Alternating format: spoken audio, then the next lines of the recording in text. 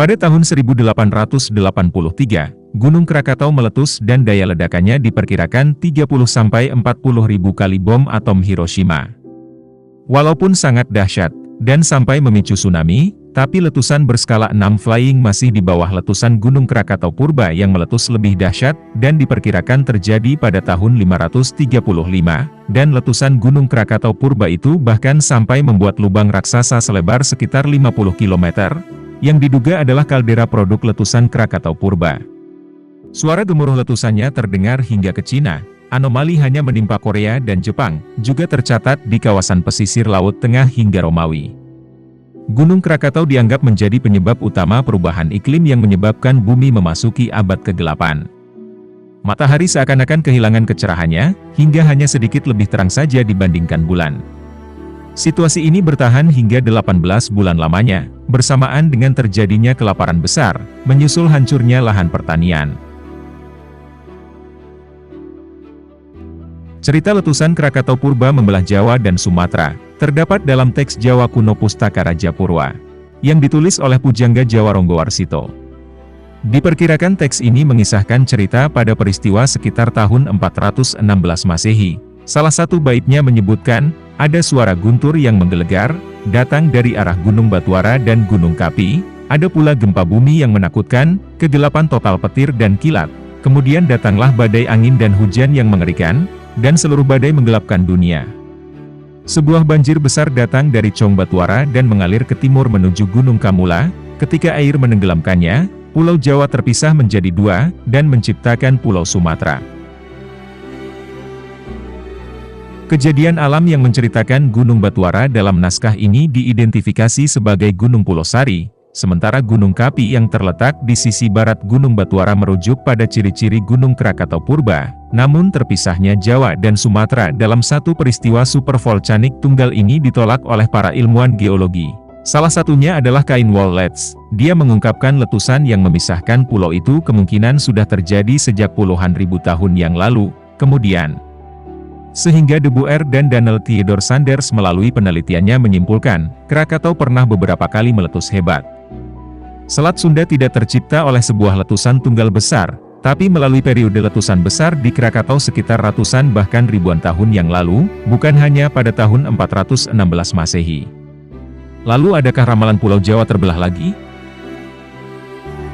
Orang Jawa sejatinya punya ramalan tersendiri tentang terbelahnya Pulau Jawa. Ramalan itu disusun oleh sosok waskita misterius yakni Prabu Jayabaya, Raja Kediri yang sangat termasyur.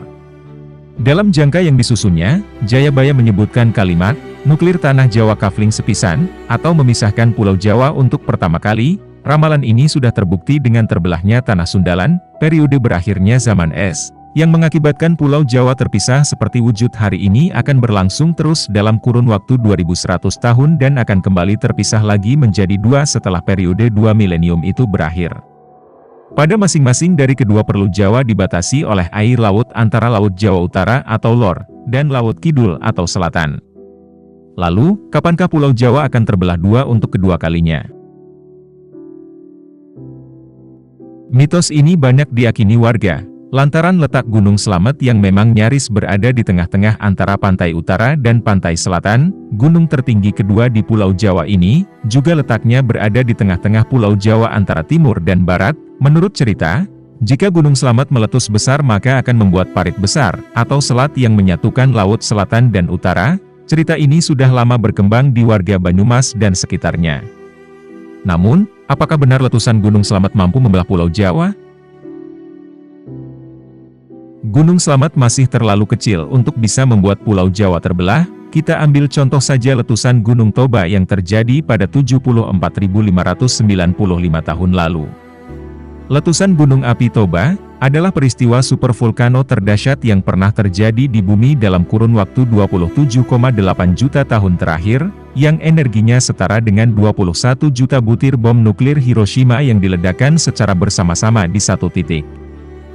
Sementara, kita lihat di tengah daratan Sumatera terdapat patahan Semangko, dengan bentukan geologi yang membentang dari Aceh hingga Teluk Semangka di Lampung, berlanjut hingga ke perairan Selat Sunda yang berperan membentuk pegunungan barisan sekaligus menjadi penyebab gempa bumi di daratan Sumatera. Namun, Letusan Gunung Toba yang berdiri di atas patahan Sumatera ini tak mampu membelah Pulau Sumatera, padahal jika kaldera Danau Toba diangkat ke daratan, lalu diletakkan di atas tanah Jawa, maka diameter kaldera bekas letusan Gunung Toba jaraknya setara perjalanan dari Purwokerto sampai Magelang. Artinya, jika letusan Gunung Toba yang begitu dahsyat saja tidak mampu membelah Pulau Sumatera, lalu, bagaimana dengan Gunung Slamet yang berukuran lebih kecil darinya? Sekitar 36-37 juta tahun silam, Pulau Jawa pernah mengalami letusan gunung yang super dahsyat, yaitu letusan purba gunung api formasi semilir. Erupsi gunung api semilir menghasilkan lapisan tufa setidaknya setebal 1200 m yang merekam di Bukit Batur Agung, Yogyakarta. Selain itu, produk erupsi gunung api semilir yang cukup dikenal adalah tebing bereksi Yogyakarta, yang sebenarnya itu adalah tebing tufa. Kedahsyatan letusan gunung ini hanya dapat disandingkan dengan amukan mahadahsyat Gunung Toba pada letusan Toba Muda 74.000 tahun silam, yang memuntahkan tak kurang dari 2.800 km kubik material bosan. Sayangnya letusan itu terjadi sekitar 36 hingga 30 juta tahun silam, sehingga kita sulit untuk membuktikan apakah letusan ini telah atau mampu membelah permukaan tanah Jawa pada masa itu. Walaupun Gunung Slamet tak mampu membelah Pulau Jawa, apakah ramalan Jayabaya tak bisa dibuktikan?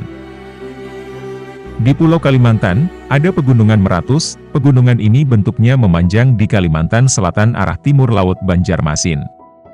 Pegunungan ini terbentuk atas dasar patahan besar purba yang dikenal dengan nama Patahan Besar Kebumen Muria Meratus. Patahan ini membentang sepanjang 1000 km dari Karangbolong menunjuk ke arah timur laut melewati Semenanjung Muria dan dasar Laut Jawa, hingga berujung di Pegunungan Meratus, Kalimantan Selatan. Dari sinilah cikal bakal Pulau Jawa terbentuk dari bertemunya dua lempeng benua, dan bagian barat pulau yang diprediksi memiliki umur lebih tua dibanding bagian timurnya. Kompleks Patahan Besar Kebumen Muria Meratus ini juga dimitoskan bakal membuat Pulau Jawa terbelah oleh gempa bumi yang membentang sepanjang lebih dari 1000 km. Patahan ini diperkirakan sudah aktif sejak 60 juta tahun lalu, dan kini diyakini sepenuhnya telah mati dengan hanya menyisakan support mudah yang masih aktif. Maka dibutuhkan sebuah trigger super mega kolosal untuk memicu jalur patahan besar purba yang telah mati ini agar aktif kembali dalam waktu dekat. Sesuai hitungan Sri Aji Joyoboyo, bahwa periode zaman kedua Pulau Jawa diisi oleh manusia untuk kedua kalinya berdasarkan hitungan tahun Saka, didapatkan angka tahun 2100 Saka, atau sama dengan tahun 2178 Masehi. Penyebab terbelahnya Pulau Jawa menjadi dua atau lebih, bisa disebabkan oleh berbagai hal, antara lain amblesnya permukaan tanah yang membujur dari garis pantai Laut Jawa Utara, hingga Samudera Indonesia di Laut Selatan, sehingga mempertemukan air Laut Telur atau Utara dan air Laut Kidul atau Selatan. Kemudian jika kita melihat dalam peta, tepat di tengah-tengah Pulau Jawa, ada Gunung Slamet. Kata Slamet diambil dari bahasa Arab yang artinya membawa selamat masyarakat, justru skeptis dengan asal. Muasal penamaan Slamet, karena nama adalah doa, berarti gunung itu sejatinya tidak selamat, dan didoakan agar menjadi selamat, dan mitos letusan Gunung Slamet yang mampu membelah Pulau Jawa inilah yang menghantui masyarakat.